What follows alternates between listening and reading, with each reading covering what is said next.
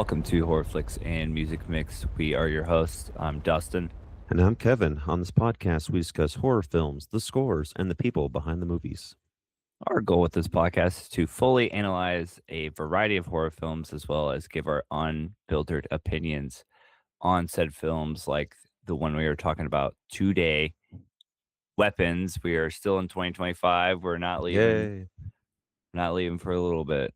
I mean, there's, like we said in the last episode, there's quite a few really, really good 2025 horror films that I've been catching up on. You've watched almost all of them this year. So this one we're talking about, Weapons by Zach Cregger, known for Barbarian, which was a few years before, and The Whitest Kids You Know. So Weapons, I mean, obviously we both saw the trailers and stuff, and everyone's really hyped about it because, the same guy that made Barbarian. So what you saw it the opening week, is that correct? I think so. And Probably. yeah, so that's probably how, I mean, who didn't come across it? It was everywhere. I think, saw it.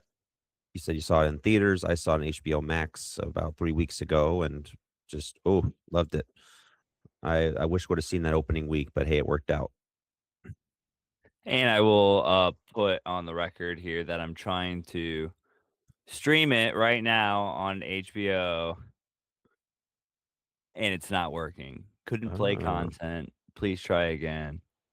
Been trying for 10, 15 minutes. So there's, I don't have it on physical, but here we go. Streaming won't let you watch it. That is weird because I just watched it again. Huh. It's right there. Yeah, it says watch again. I'm going to click watch Yeah. again. Interesting. But yeah, what that's about. Yeah. How about a spoiler-free short summary? Here it is. You should go see this if you haven't yet. A whole class of kids goes missing. The town is outraged and everyone's on edge. Some weird shit goes down as the mystery unfolds. I think that sums it up very nicely. Yep. Pretty much. I wonder if it's not working because I heard there was a shooting yesterday. Was there, or the other day at a university? I want. Oh, yeah. But there's no like shootings in this. But it There involves isn't. kids, I guess. But then again, we have one every day in this country, so it's kind of like what? They're just I don't know. That's a bit of a stretch. Yeah, that's true. I don't know. I mean, it possibly connected. Interesting. Are other movies working? I don't know. Let me see here. Okay, just curious. Let's see here. Go to it. Watch now. Huh. Couldn't play content. Okay, so HBO is down right now. I guess so. What? Huh. What? Unless they're trying to crack down on sharing, like Netflix did, but Well, this is that. it's your own. Oh, yeah. Okay, so I can't play it. Can't even watch Adventure Time right now, dude. So it's an HBO thing then. HBO is down right now, coming at you live, even though this episode's going to be out days later. Who knows? Maybe it won't even exist by then. Maybe it'll be called Max again. Maybe it'll be called Netflix. Oh, right, with the merger. Gosh. Anyway, let's weapon it out here. Yeah, yep. Trigger warnings. Yes, missing kids, neglect, suicidal ideation. I mean, it has to do with children. You know, they're in danger, but you don't. It puts you on edge as a parent, I guess, especially with the missing kids thing. But I think with it's obviously a very, very fictional story, even though it starts with the line. What does it start with? This is a true story. And no, it's not. But I No, it's I know he did that purposefully because a lot of those like horror films that would say that's based on true events. It's like, no, it's not. But yeah, let's get into it. All right. So it does start with a kid talking. The little girl, she's like, "This is a true story. Nobody could solve it. It all got covered up." This story starts in this girl's school. One Wednesday, they had a new teacher, and on this day, she went to class, and none of the kids showed up besides one boy named Alex Lilly, and he was the only kid out of 18 that came to class that day. And the night before at 2:17 a.m., every other kid woke up, got out of bed, and walked out into the dark, never returning. Mhm. Cues George Harrison's "Beware the Darkness" Yeah, as it, like, interesting shows choice of all of this music. happening. Yeah. Mhm, and And then title card.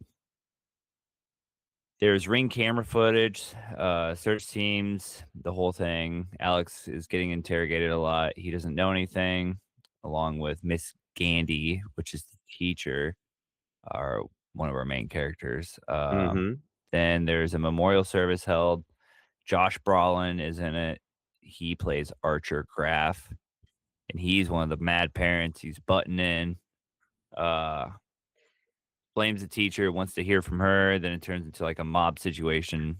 Evil Dies Tonight, no, I'm Yeah, kidding. evil dies tonight. They're all chasing the teacher down. Mhm. She leaves, goes to the liquor store, and then this is when we meet the, one of our characters later on that you're like, wait, what? Because it goes back to this fucking kid. It's this kid or like teenager, young adult, whatever. He's trying to get some money, and we'll see more of him later. He's like, "Oh, Mhm. excuse me, ma'am. You got any spare change or something like that?" Nope. No, sorry. So while this is happening, she gets a phone call threats. Then she goes straight home and then has somebody ring her doorbell and knock on her door. She's getting harassed.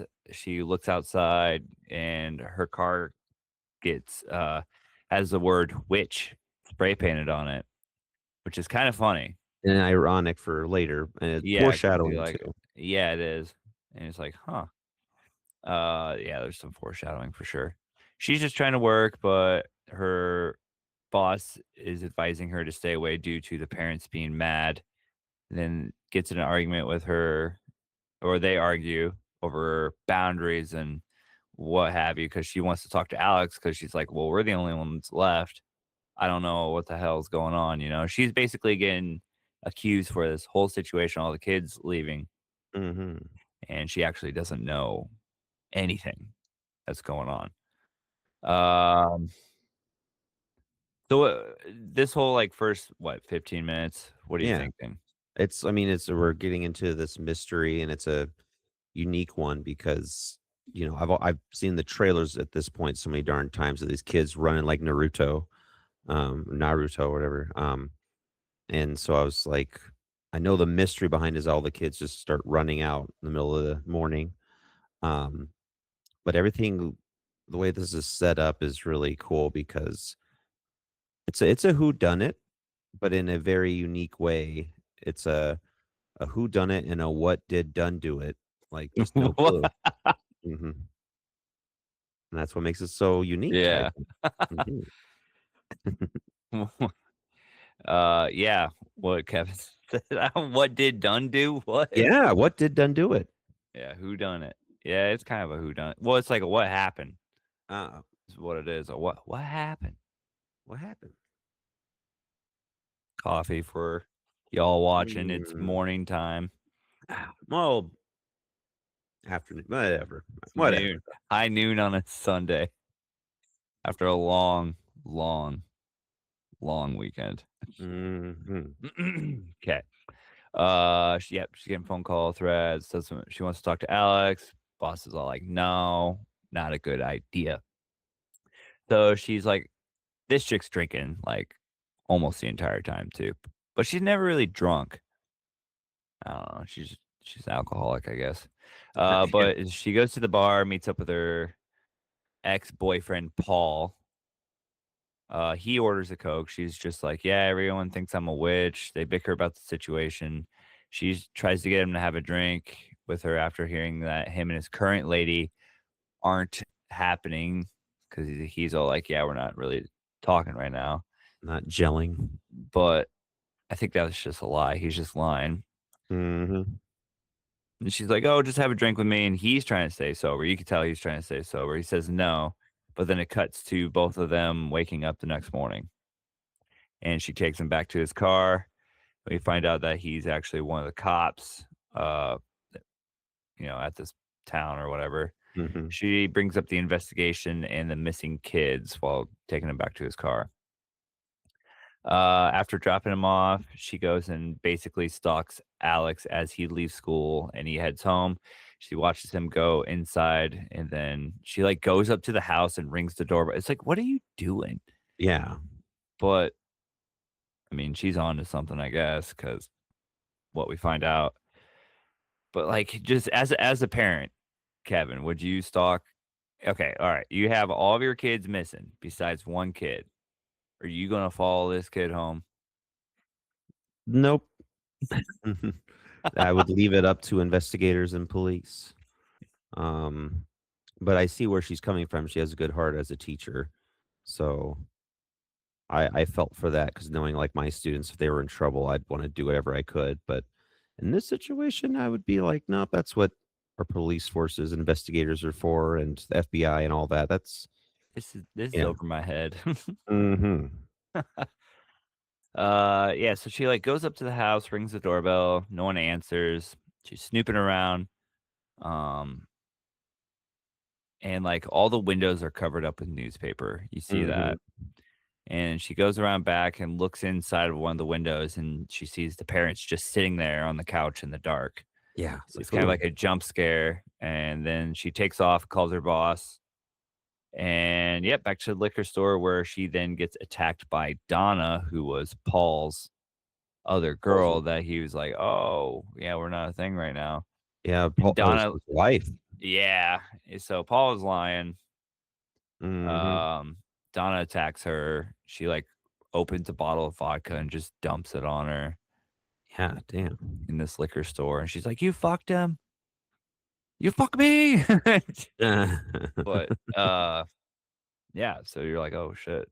Yeah, no, I like that with this film, we've got that's why I think when horror is really, it's Stephen King-esque, where it's like you get these really in-depth characters and their drama, but then you have this horror alongside it. It's like he took a lot from Stephen King on this, obviously, with the Mm, missing kids in a small town, AKA It. It just it all blends together so well. last episode of that comes out tonight.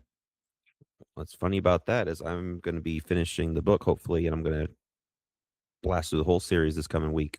I'm gonna stay away from all spoilers. I've been really good about it so far. I haven't seen any big I spoilers. see spoilers even when I'm, like, trying to not see I'm, like, not even Mhm. trying to look out, you know what I mean? Just I see, like, little scrolling yeah, I see and, little like things, but it's stuff from the book, so I'm like, "Eh." okay, yeah. Mhm.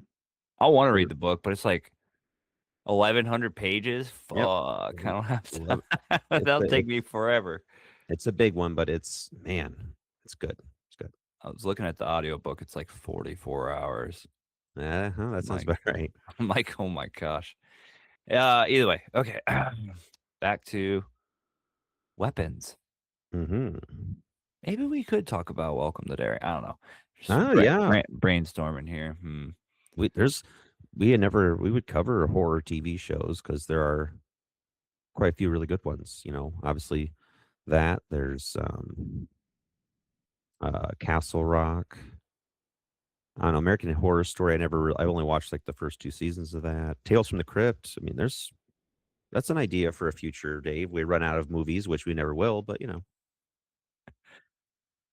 Yeah. Yep. Um. Okay. So drops him off. She goes stalks Alex. Parents are sitting inside. She gets spooked. Leaves. Goes to the liquor store. Gets attacked by Donna. Now she's at home having dreams about an empty school. I like the dream sequences in Mhm, this me movie. too. Extra creepy. Um. Kids are in class. The lights are off, and they all have their heads down. And I think it's Alex. I think Alex, or uh-huh. lifts his head up. He's got like that makeup on. I think it's apart from the trailer. Yep, that's where I remember it from, I was like, "Ooh." Yeah. Looks creepy. She wakes up, looks around, then lays down, and then we get this crazy jump scare with Oh, a creepy lady coming out of the ceiling, like coming out of the ceiling fan. both my wife and I were like, "Whoa," because we both didn't expect it. It's one of Oh, those man. fake wake ups, fake jump scares, just Mhm. like American Werewolf in London did the first Yeah. one. But this one Wow. where you're just like, what the fuck? So you get and the lady coming out of the ceiling has like the same face makeup. So you're like, what the fuck? Mhm. Ooh. So next morning or next day, whatever, she follows Alex again and he yells at her. He's like, don't follow me, runs away. She then goes up to his house and bangs on the door, like, what is you doing? Oh, Yeah. that's what I think that's what I was saying to her. Like, what is you doing? Like, why would you do that? Then she just sits in her car watching forever. And she's also like pouring a shot in her like cup of I think whatever. it's soda, yeah. Yeah. Um, she passes out. Then it's nighttime, and the camera pans over from like looking at her over to the door of the house. The door opens. So every time this door opens, it's just dark inside. Like Yeah, you can't see very anything. Door opens and a woman walks out over to her car holding scissors. And this mhm. the whole time you're like, what is happening? 'Cause she's like, oh, like But yeah, and just just like walking very slowly, walking but weird. Yeah, slow and mhm. weird. Gets in the car. She gets in the Oh, back seat mhm, and then she cuts off a strand of like hair and mhm. then takes it. And that's it. You're like, what? That's story 1. Story one, yep. And And then that's where I was starting to be like, "Oh, so a little bit of Pulp Fiction action too." yeah. Then again, that's yet again a very also novel-like take on it where we have different characters and we see their perspectives. Just I love this movie a lot, so like this and Sinners, like, I'm glad we talked about these 2 first. I mean, ugh, both It's kind so we're kind of perfect. going by like popularity order. Yeah. I feel like Sinners was definitely the most popular one. And then Mm. this was up here, and then our next one, that was that one. Yes. But yeah, I like most of this movie. Like we were texting about like first time I watched it, I was mad only because of the ending kind of ruined the rest of the movie for me. But then watching it a second time, I was like, yeah, this movie's great. And then like the last 20 minutes, there's just a couple parts. I'm just like, God. Yeah. But either way. So now we have a title card. It says Archer. So the beginning of the Archer. movie, you don't know that there's different, you know, chapters or whatever. It just kind of like happens. So it says Archer, and then now we follow Archer, Josh Brolin's perspective. Mhm. So he's sleeping in his son's bed. He's like obsessing over the camera footage. He's watching it over and over. Takes off for work, and so we find out this guy's in charge of a construction crew. He's been fucking up a couple things because he's just been too worried about his son. Wrong Mhm. paint, not ordering shit. Takes the paint to exchange it, and this is when we see that it's the same paint Mhm. that the word witch is painted on her car. Same Yeah. color, same paint. It makes a stop at the police station. He's asking questions. And then, yes, also when we kind of figure out, like, oh, he's the one who painted the car. Yep. Then it flashes to him blowing up at the meeting that was shown earlier already. Shows him following her that night after leaving the meeting. And then, yeah, he just kind of follows her. Then he has a dream that later that night, he's sleeping in his son's room, wakes up at 2:17, Mhm. runs out the door and into the darkness. He goes into some house. And like when he's walking up to this house, this part was like, what? Yeah, a little We bizarre. get I'm sure people have seen the picture. It's like a giant CGI like assault rifle floating and spinning like it's like a game icon, like a little Yeah. something in a game. And it has 217 on the side of the gun.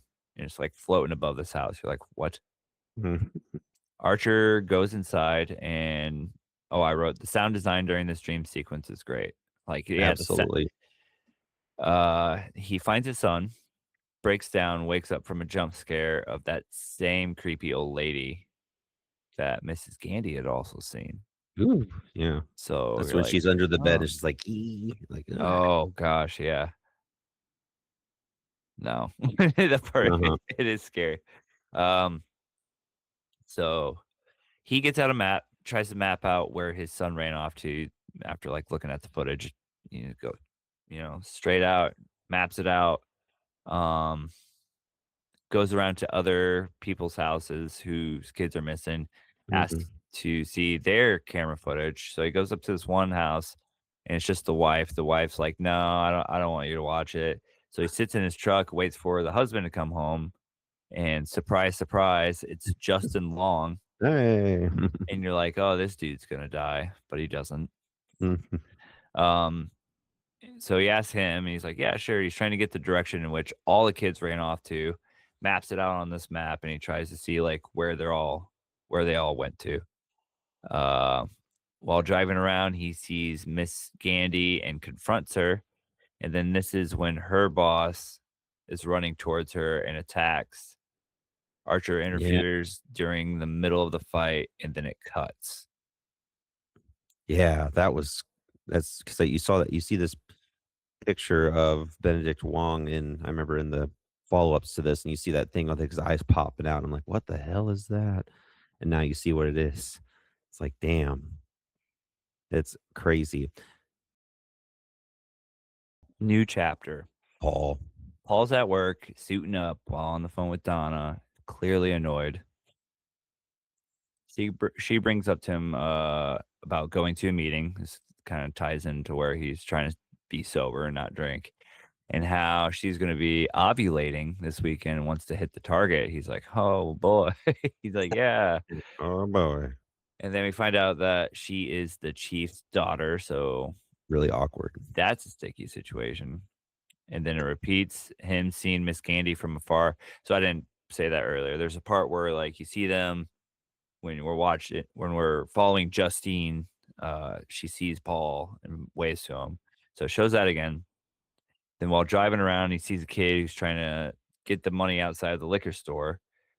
He sees him trying to break into the back of this place, chases him down, and it turns into a whole chase scene.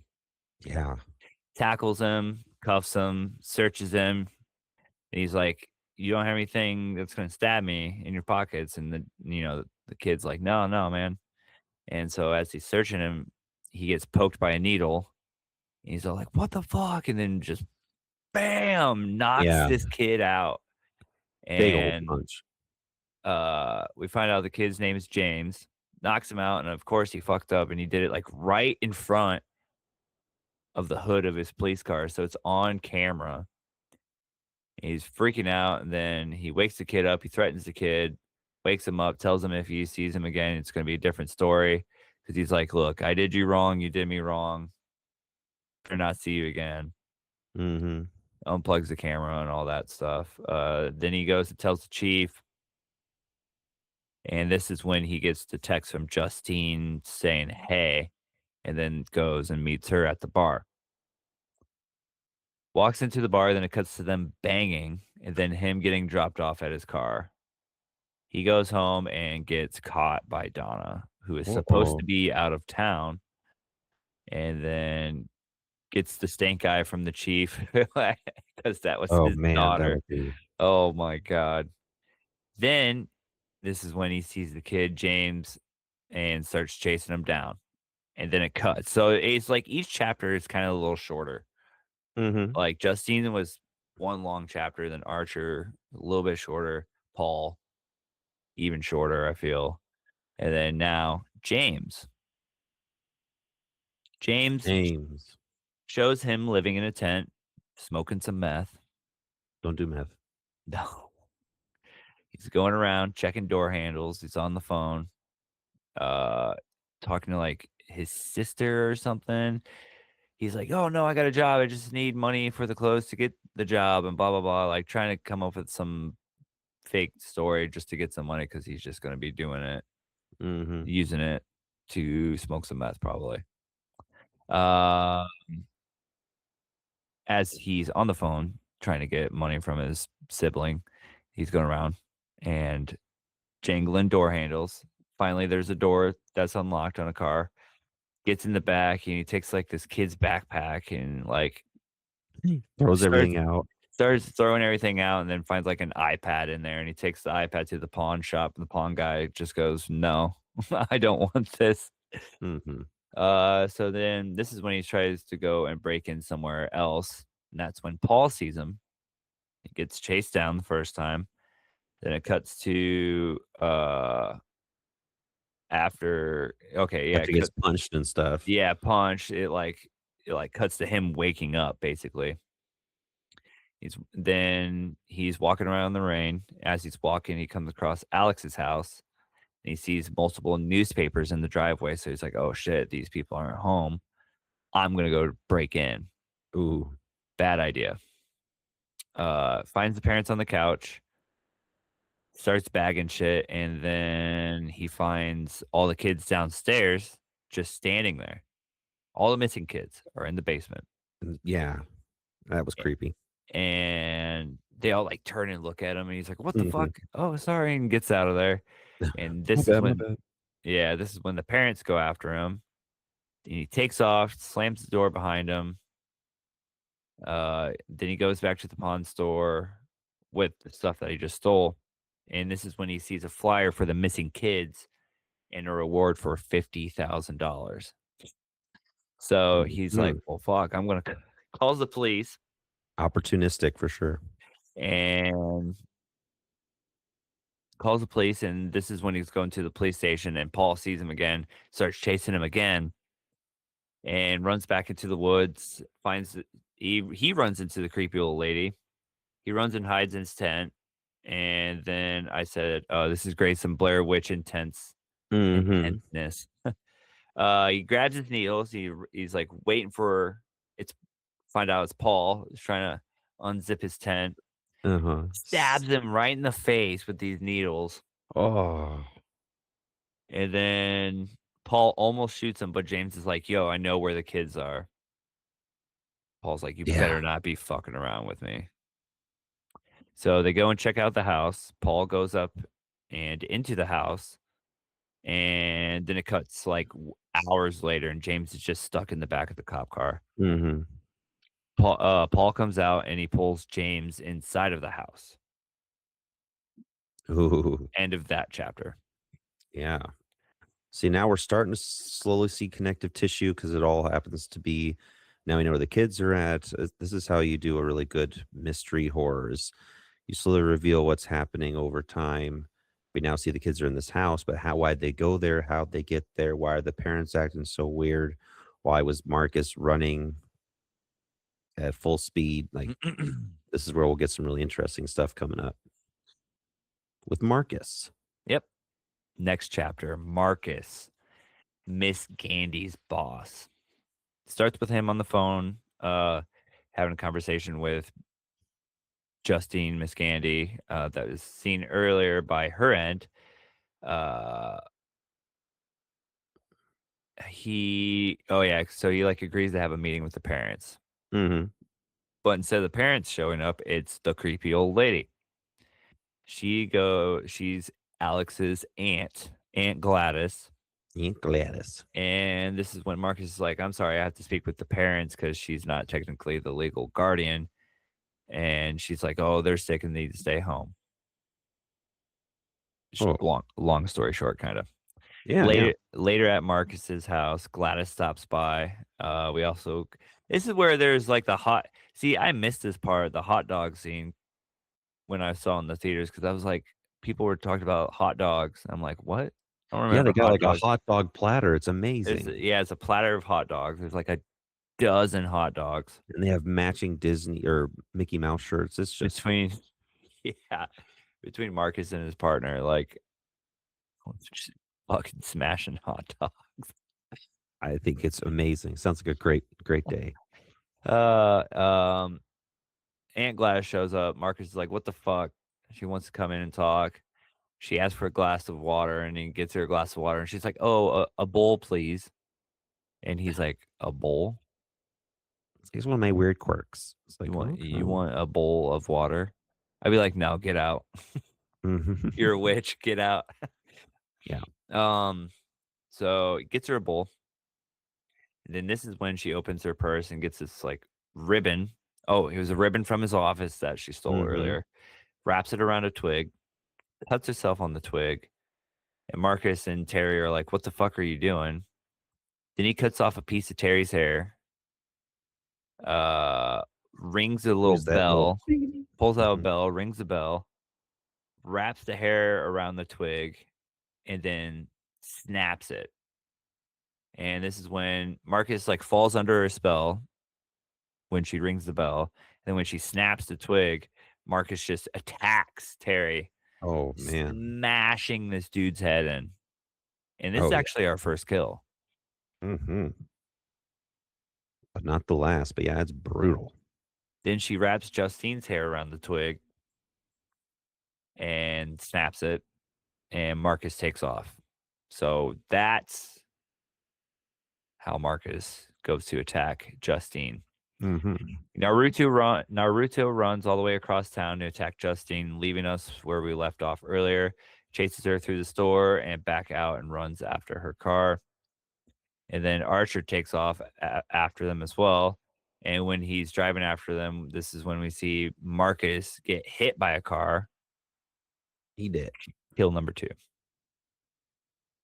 Archer gets bandaged up. Justine waits for him. Archer brings up that Marcus ran the same way that the kids ran out of the house. Mhm.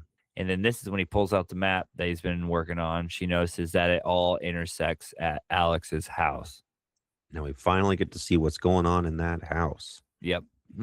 Damn. Things are gonna go real batshit crazy here. Yep. And this is we're almost done here. Yeah. Last chapter.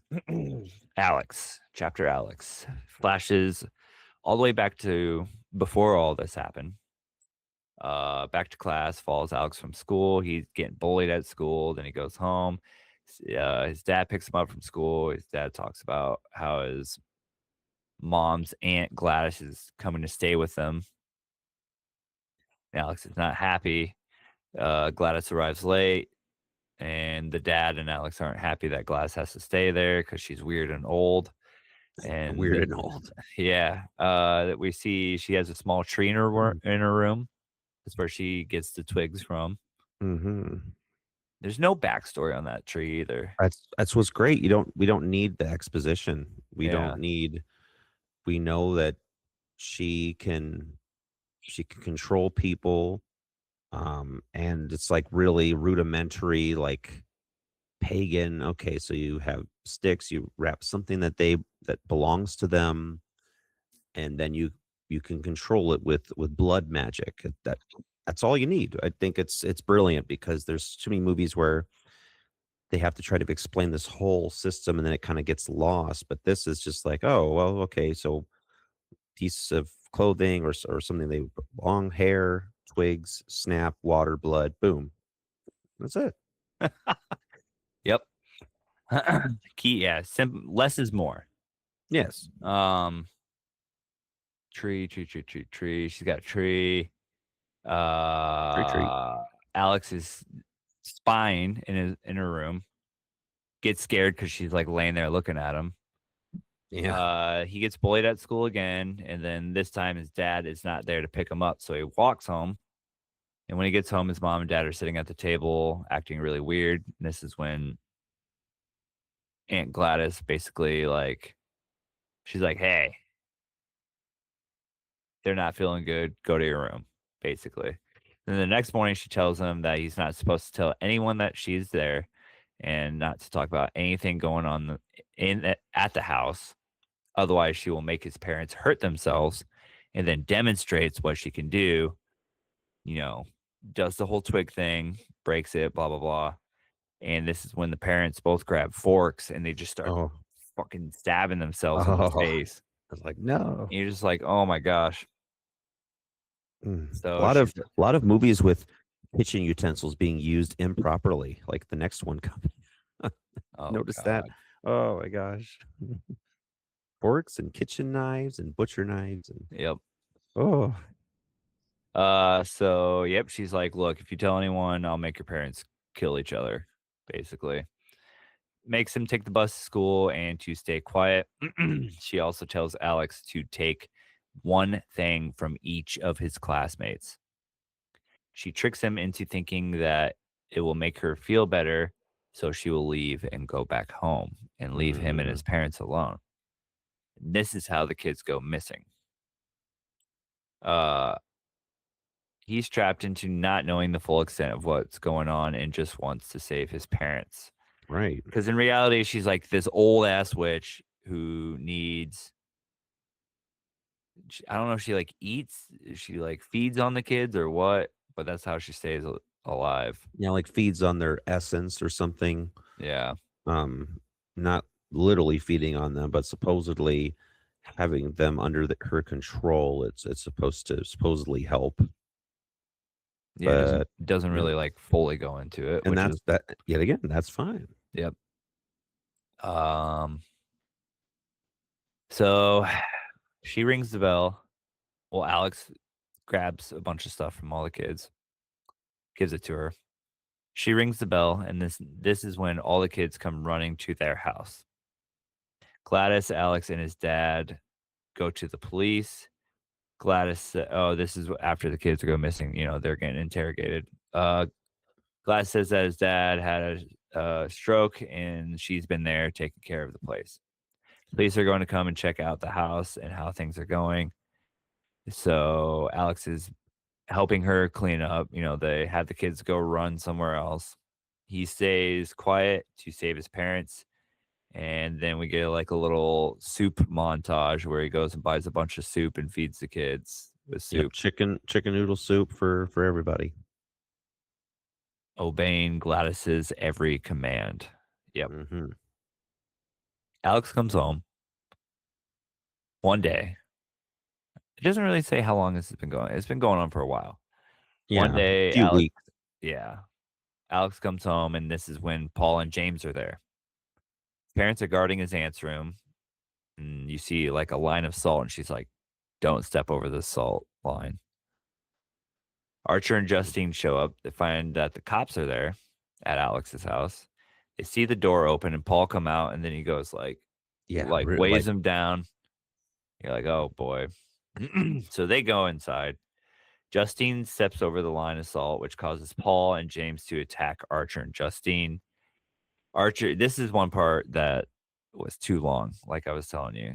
mhm, Uh James keeps attacking Archer and he just keeps on like ah and throws him or bam or just like tries to knock this dude out like 6 or 7 times. It keeps coming back to the point where it's like comedic. mhm, And that's where it kind of lost me a little bit. Like could have been a couple times he could have killed him. Um, but Paul and James end up taken out. Justine shoots Paul in the head while he's choking her, and then shoots James while he's attacking Archer. So kills 3 and 4 right there. mhm. Meanwhile, Alex crossed over the salt line upstairs to Ooh, Aunt Gladys's room, so his parents are now chasing him. Archer finds the kids downstairs. Alex tries to break the witch's spell while hiding from his parents. Archer looks for his son amongst the kids, and then this is when he gets attacked by Gladys. now this was a really good jump scare because it's incredibly dark basement. He's shining the flashlight on all the kids, Yeah, and then he just looks, and then it's like Gladys looking all creepy. She's she's like, like, "Eh." Yeah, I was just like, "Oh, that was good." I was like, "Well done." with the light on my face right now. She's like, Yeah. yeah. No, You're like, oh fuck. Shelby basically when I was watching it with, my wife Shelby, and she, like, threw her phone. She's like, "What the" Oh gosh. um, let's see. Looks for his son. Yeah, gets attacked by Gladys. He then goes after Justine. Alex sends his parents after Gladys. So Alex finds the tree and the twig. He's like locked himself up in Aunt Gladys's room. Mhm. And he sees he saw what she did. So he does the same thing. but he takes a piece of Gladys's, I think, like, her wig or something, Yep. Yep. does the same thing, and then sends his parents after Gladys by doing the same spell, and then this is when the kids and the parents chase Gladys. She runs, and then it's like, this is where, like, again, it's too much. I loved It it. gets too funny. She's just running, "Ah! Ah!"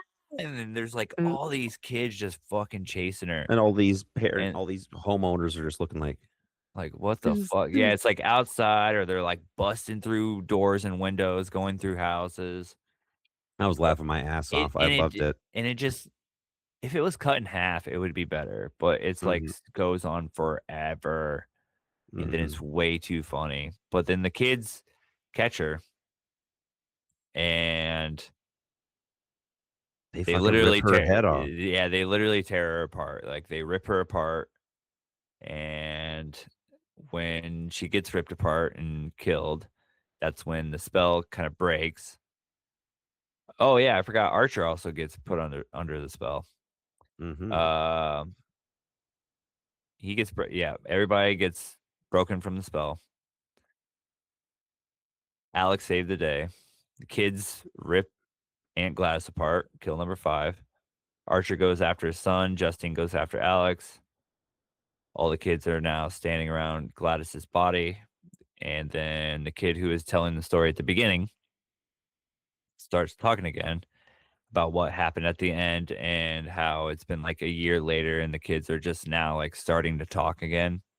Mhm. And Alex's parents are still eating soup somewhere in another Alex. Oh yeah, so Alex and his parents leave and they're eating soup still somewhere in another town. The end. Mhm. The end, and that's how it ends. Yeah. Yep. Loved it. That ending is just ridiculous, and I Yeah, just couldn't get enough of that. Because Barbarian was the same way, it had a very crazy, ridiculous ending. It wasn't as funny, but yeah, it was also ridiculous, and I as soon as that the kids started running through houses and breaking down, like, fences, I would just I was just losing it. It was so funny. But I could see why that would be off-putting because it was a very serious, very, very dark film, and then at the end, it's kinda like, "Alright, let's just tear apart the main bad guy, bad girl." Um, yeah. I could that kind of similar to another movie we may talk about that has a very different change in tone at the end that I absolutely despised because it was such a great movie until the last 10 minutes. You know what I'm talking about, most of you. Um, Similar here, but I this was more effective than that one because it didn't Was the have one kung fu Power Rangers and bullshit like that. oh, Uh-huh. Mhm. you could that one? That yep, that's the one. Oh, That one? the yes, yes. But scenes that stick out, I think we said it, like, the flashes of Gladys before we even meet her, just like, "Who is this creepy old woman with the awful makeup?" Like, that was horrifying and loved it. Yeah, Absolutely. The dream sequences yeah. were very well done because you can't tell what's real and what's not. Even then, it's dreams within dreams at times. And it for me, like, when you first see Marcus just running all the way across town to go into this gas station to get Alex or no, sorry, Justine. It's just crazy, and I just loved every aspect of this because it melded drama and comedy and absolutely vivid horror, very well, and, I really like Zach Cregger as a director. This is only his 2nd film. He's very much like with Jordan Peele, who also was a comedy writer before his movies. Zach Cregger's the next one up, so it's interesting how comedic writers can blend into horror so well. Just I don't know what it is about that, but it's been working And out. his next movie that he's working on is Resident Evil. Yeah. But it's not they're not even still like, so my gripe with that, I'm just like, he already said that he's not doing the story from the game, but it'll be, like, adjacent. I'm just like, "Why can't we just do the game? And Why that's what can't we're we just do the game?" Return of Silent Hill, the trailer was just saw last night, looked like the game, and I was, like, really excited because that Yeah, game is brilliant. So why not just recreate it just in a do it. And yeah. it literally said it was based on Silent Hill 2. It's literally the game in movie form from the dude who did the first Silent Hill movie Yep. 20 some years ago. Mhm. I'm excited for that. Yeah, me too, me I too. don't care if it's cheesy or not. And then while we were watching that, Addie was like, Is that the one that I watched you play?" I was like, "Yep." She was like, "Sweet." So she Yeah. knows so she knows what's going on because like it's the game story, you know. It's Yeah, not yeah, like yeah. I don't know. It's a Damn it, brilliant story. Zach Mhm. Cregger. Yeah, well, performances from actors that stick out, I mean, all of them. Oh, yeah, Everyone they all did a good job. Oh, stellar cast. sorry, back to the scene that stuck Oh, out oh, yes, when indeedy. Marcus bashes Terry's head in that first Phew. time. You're just like, "Holy shit." I just wanted to put that one out there. Yeah, that's a damn. Yeah, big one. But yeah, But, everyone in this was great. Glad Amy Madigan is Gladys. The young boy Alex. Actually, Josh Brolin, obviously, or Thanos. Julia Gardner, she's everywhere. She was also in the movie Wolfman earlier this year, which I haven't seen yet, but I've heard it's okay not to watch it. it's fucking it was terrible, hmm in my opinion, and she was also, I forgot the name, but she's Silver Surfer in Fantastic Four. And she's in the show Ozark, which is excellent, excellent show. hmm But yeah, so I loved yet again that we have a lot of practical effects here, a Yeah, lot, other than like the floating gun over the house, like you said. But I mean, yeah. oh, hold on, that's my dog. Hey, okay, yeah, but I just give him this the stink eye. But yeah, it's he did that well with Barbarian. I mean, there was some really gory scenes, and that's what we want. We don't want CGI, or if we do, very limited use of it because practical effects will always look better. Even the cheapest practical effects will look better than CGI. So, and overall feeling, well, you've kind of said it. Like you really liked it until the last 20 minutes. I loved the whole thing because it was like a roller coaster ride of emotions, and I just at that last scene was just I just loved it. I was just having a good time. It's just Like, There's a crazy way to end it, but yeah, I'm like that I'm expecting that now after Barbarian because I had a crazy ending scene too. But yeah. yeah, I I could see liked it. the comparison now. Mhm. But no, yeah, it's a good movie. I think I gave it like 3.5 stars. Mm. Yeah, that was a 5 for me. That was a 5. This and Sinners were just like these are just too perfect. I loved them both so much because it's just how they were made and how they made me feel and how invested I was in them and so on. Yeah, so interesting thing too for the soundtrack and the score. Zach Cregger and Oh, Ryan yeah. and Hayes Holiday did the music. I didn't know Zach Cregger did music, Hmm. so that's cool. Because I mean, the music in this is, it's very atmospheric. It's not a giant orchestral arrangement or anything. It's just kind of simple samples of ambience. But then we get the George Harrison beginning. Um, I mean, I feel like the music didn't stick out in any way, but it was effective and it's in the jump scares and other sections like that, but Yeah. Yeah, nothing. that song in the beginning looks like the only song. The rest of it is just score. Well, But they're buying anything from the Beatles that costs a pretty penny to use, so I yeah, yeah. or even the solo Beatles, a Beatle. All right. Well, our stars and our crew, we've got Julia Gardner as Justine, Carrie Christopher as Alex, Josh Brolin as Archer, Benedict Wong as Marcus, Austin Abrams as James, Alden Ehrenreich as Paul, June Diane Raphael as Donna, Amy Madigan as Gladys, Sarah Paxton as Erica, and Justin Long as Gary. I think I did hear that Austin Abrams, who plays James, is cast in the Resident Evil movie. Oh, okay. Yeah. I like him a lot. So that he Yeah, a was lot of quite a people were fun like, character. "This guy is awesome." Like, he's like yeah, he didn't do bad, but I don't know. Everyone was great. I look forward to seeing what he does with it, but I'm also like, like you, skeptical because there's never been a other than like the first Resident Evil, which was kind of okay, but just follow the original stories of these games because they're effective survival horror games. It's really not that hard. Anyway, Especially the Netflix TV show, that was ugh. just garbage. Yeah, I didn't even watch it. I'm They good. canceled it, like, as they should, like, who this is what Yeah. we get to look forward to, people. People should be mad that Netflix is trying to buy out Warner Brothers. Resident Mhm. Evil is a perfect example. They're going to ruin everything.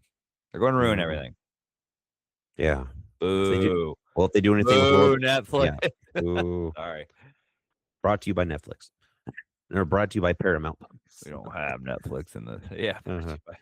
Alright, so Zach Okay, Cregger was yep. the writer and the sole writer. Larkin Seipel was the cinematographer. Joe Murphy is the editor. Tom Hammock as production design. Jason Collins is the special makeup effects artist, and Leo Satkovich is the makeup department head. Wayne Rowe, like Nick Rowe, is the special effects coordinator, and Ingenuity Studios is the visual effects. They had like 40 people on there, so let me just put the studio. Yeah. We already talked a little bit about Zach Cregger. His first film, Barbarian, was I would say an unexpected hit because I remember when it came out and you were telling all of us, dude, you should watch this, watch this. I was like, all right. Which And was that on Netflix? nope, that was on Hulu. It came out. I mean, it came out in theaters, but then it went on Hulu. Yeah, and that's one that doesn't have any freaking physical Oh, it release. doesn't. Oh, No, it's like, come on. oh, that's one I'd want Like, to own. I'd own that oh, one. yeah. I haven't yeah, I've only seen it, like, the one time, Hmm. but Yeah, and it's interesting that Zach Cregger, much like Jordan Peele, started with sketch comedy show The Whitest Kids You Know, which was classic way back in the day. Some great ones from that, if anyone remembers that. Um, so far, he only has two films, but they're very layered films. He presents a plot that completely defies expectations. So, like the first one, we thought it was a home invasion esque stalker film, and then boom, not at all. And this one, we think it's just about kids missing, but there's a lot more to it. So he likes to layer his films and known for mixing creepy atmosphere, lighthearted comedic moments, and visceral gore. So right up my alley. mm. The movie was released August 8th, 2025 at the US of A. It had a budget of 38 million and made 268 million on the global box office. I Just think that's August? a big success. Rotten Tomatoes had a 93% critics and 85% audience. I agree with that personally. I think it's well deserved. And you can watch it on HBO Max, Not right but now. not at the moment. But then Not again, maybe well, when you listen to this, you can. Um, yeah. but yeah, going with the rating system, I mean, I don't know if anyone in the right mind would want to kill this, but watch it or buy it. What do you think? I would say watch it. Hmm. See, now, I would say buy it because this is one I would like to see the behind the scenes of more. Behind the scenes I'll featurettes or probably the buy it just I think because. the main reason I think I buy movies is not for that movie itself, it's for the special features. Yeah. That's just kind of my thing. I like to watch the behind the scenes a lot. So, and this would be one I'd be like, I'm really fascinated to see how they put together. I mean, this solid film, two for two with Sinners and Weapons right now. I loved them both. And again, most of the movies I've been catching up on the last few weeks I've really liked, but man, there have been some real stinkers, Like which I don't know if Popeye. we'll cover. Oh God. How was Supposedly, that? there's three of them that were made this year. One of them is better than the other two, and I thought I was watching the better one. Nope, I was watching the worst one. It was really bad, like really bad. Like they didn't even try. That's funny. Hmm. August. That seems like forever ago. I've just seen so many movies since then, Yeah, that and it's was like movie over number over 54. So yeah, it's like over 4 months ago. It's like, wow, god dang.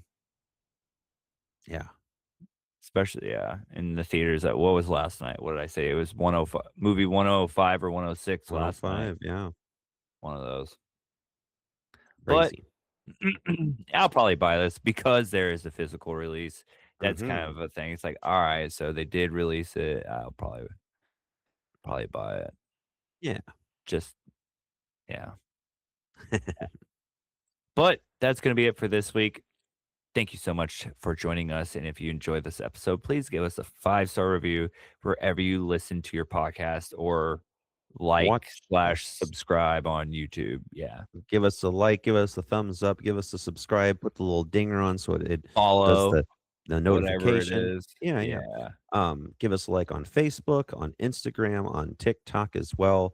I mean, obviously we post a lot of I mean, Dustin posts a lot of stuff for the Instagram for all of his movie I feel like adventures, so you can always pick them up. I've been slowing down, so I need to post like different content. I have an idea. Post when you get your like VHS movie, or like just be like, "Hey, here's some VHS that I have." Just simple content. You could do that in like a few minutes. People would love to see your collection.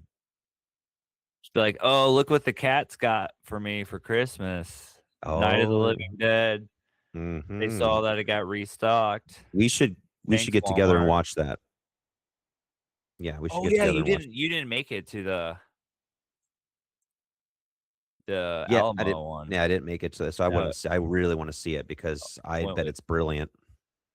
Went with Mike. Mhm.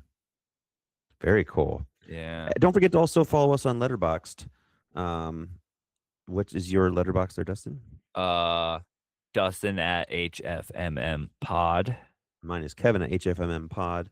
You can follow us. We put all of our movies on there.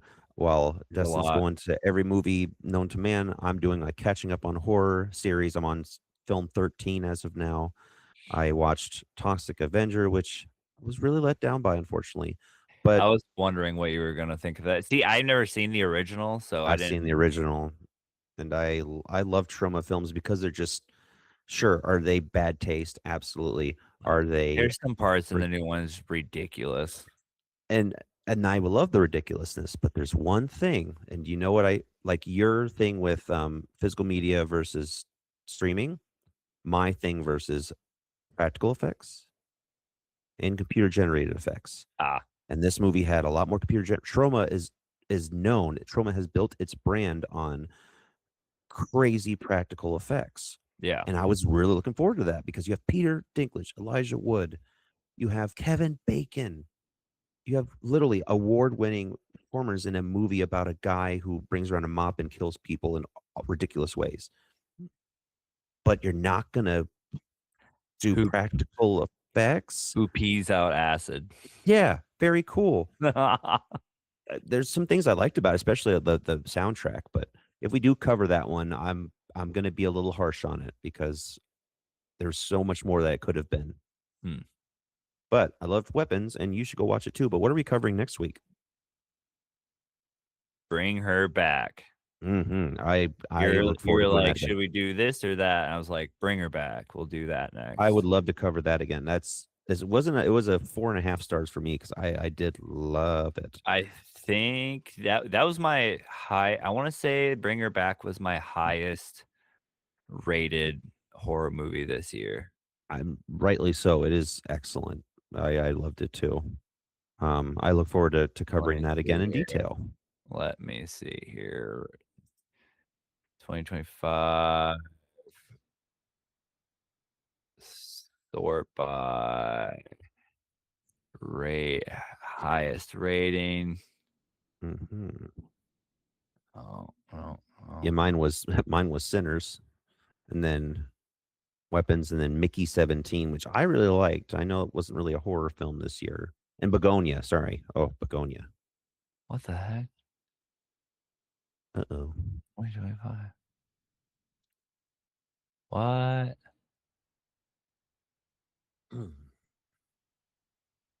Interesting. Mhm. Where is it? No. No, No. no. Mhm. No. No. And weird. Huh. Yeah. Can't pull it up.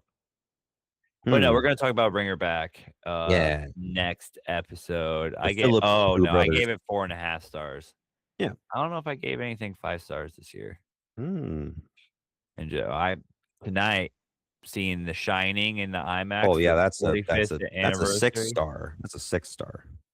I'll watch that movie 5 times a year, I don't care, but this is gonna be I saw somebody say that they watch it all the time. They like it's a comfort movie for them. They've watched it like Mhm. 30 times a year.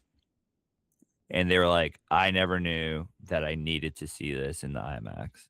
Yeah, you gotta give us a They'll review be like, tonight because I'm curious. I bet it. I mean, I know it'd be amazing. It's a great movie, but in yeah, that kind of setting, I wonder how massive screen. yeah how the visuals and the audio will match up. I mean, it is an older film, but I wonder how they're gonna do that effectively. The So, elevator scene ooh, with the oh blood, it's gonna be huge. It's gonna be yeah, just dude, epic. It's just gonna be epic. That's about the only word that's probably yeah, epic. yeah. But either way, next time, bring her back. So go watch it and join us on our next episode. Until then, stay spooky.